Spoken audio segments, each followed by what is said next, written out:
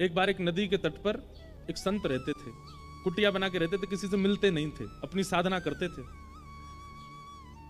तो एक व्यक्ति महाराज जी के पास नहीं आया था, उनकी कुटिया पे नहीं आया था, लेकिन वो अपने जीवन से इतना परेशान, थका हुआ, हारा हुआ नदी के तट पर रो रहा था। तो सोच रहा था प्राणों की बाजी लगा करके अपने प्राणों का त्याग कर दूं।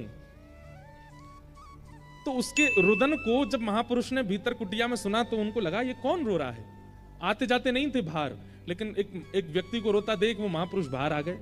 बाहर आकर के उन्होंने देखा कि एक व्यक्ति रो रहा है और प्राण त्यागने की पूरी स्थिति बन चुकी है, उसकी नदी में डूब करके प्राण त्यागेगा। महाराज जी उसके पास दौड़े दौड़े गए, जाकर के बोले, हे भैया तुम रो क्यों रहे हो, क्या बात है। तो उसने बताया, बोले मेरे साथ ऐसा हो गया, मेरी पत्नी मुझे छोड़ के चली गई, मेरे बच्चों को भी अपने साथ लेके चली गई, भाइयों ने घर से निकाल दिया, मेरी कुछ देखता नहीं, मेरे पे इतना कर्जा हो गया, दुकानदार सब लोग और पूरे गांव के लोग मुझे मारने को घूम रहे हैं, अब मेरे पास और कोई चारा नहीं है, मैं क्या करूं। मैं किसी और जगह जा भी तो नहीं सकता, मुझ पे इतना धन नहीं कि मैं पलायन करके किसी और गाँव में चला जाऊं। अब मेरे पे एक ही तरीका है कि मैं प्राण त्याग दूं। और वो संत जो थे उन्होंने इतने दुख कभी सुने ही नहीं थे। वो तो इतने, अरे राम राम राम, ये सब हो रहा है तुम्हारे साथ। बोले हाँ। एक बात तो होती है कि जब सन्यास ग्रहण कर लेते हैं ना संत महापुरुष, उनको गृहस्थियों के दुख तो पता नहीं होते, और गृहस्थी इतने चतुर अपने दुख जा जा के बताते हैं उनको, हमारे साथ ऐसा चल रहा है, हमारे घर में ऐसा चल रहा है, हमारे जीवन में ऐसा चल रहा है। और बेचारे संत क्या करें, उन्होंने तो दुख देखा नहीं, तो वो कहते हैं सब ठीक हो जाएगा, हे ठाकुर जी इस पर कृपा करो, हे त्र्यंबकेश्वर भगवान इस पर, ये लो पुष्प ले जाओ, तुम घर में ये करो। वो बेचारे कुछ ना कुछ आशीर्वाद देते हैं।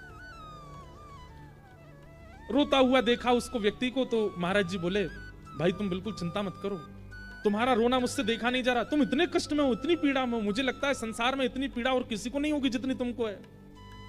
बोले वाले महात्मा बेचारे। तो उन्होंने क्या किया, अपनी जटा में से एक बाल तोड़ लिया, वो तोड़ के निकाल के उसको दिया, बोले ये लो रखो, हमने अपने जीवन में जितना तप किया, जितना भजन किया, जितना साधन व्रत आदि सब किया ना, उन सबका हम थोड़ा सा अंश तुमको दे रहे हैं, इसको जाकर के अपने घर में किसी तिजोरी में या डिबिया में इसको रख देना चुपचाप, और सुनो किसी को बताना मत, इसको ले जाकर के रखो, कल से तुम्हारे दिन ठीक होने लग जाएंगे। बोला महाराज जी पक्का ठीक हो जाएंगे। बोले हो जाएंगे ठीक, लेकिन शर्त है किसी से कहना नहीं और दोबारा यहां आना नहीं, तुम मुझे नहीं जानते, मैं तुमको नहीं जानता, इसको ले जाओ तो सब ठीक हो जाएगा। आत्महत्या करने की तो सोचना भी मत। चला गया, उसने जाकर के वो एक डिब्बी में रखा, अपनी अलमारी में जैसी रखा, संत के भजन का बल, अगले दिन से ही उसका काम जो था वो सुधरने लगा, धीरे धीरे उसके सब सारे कर्जे पूरे होने लगे, पता नहीं कहां से धन आने लगा।